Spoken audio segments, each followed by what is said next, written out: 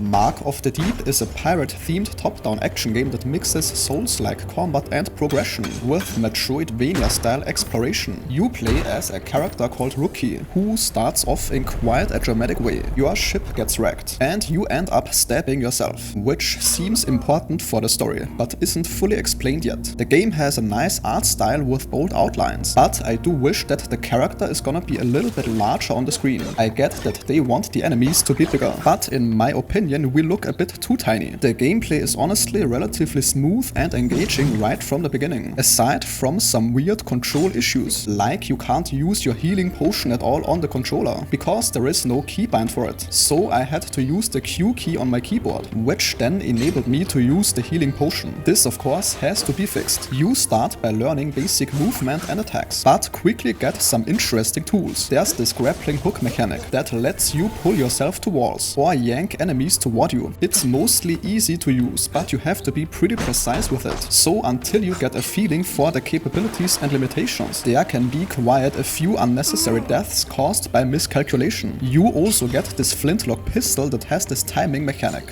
Hold the button and wait for the crosshair to turn blue for some extra damage. You can unlock quite a few more guns later. My personal favorite so far is the blunderbuss. Combat feels deliberate and weighty, though sometimes the camera can be a bit tricky when platforms are obscured. And even though the combat is on the weightier side, it could use just that little bit of extra impact feeling in my opinion.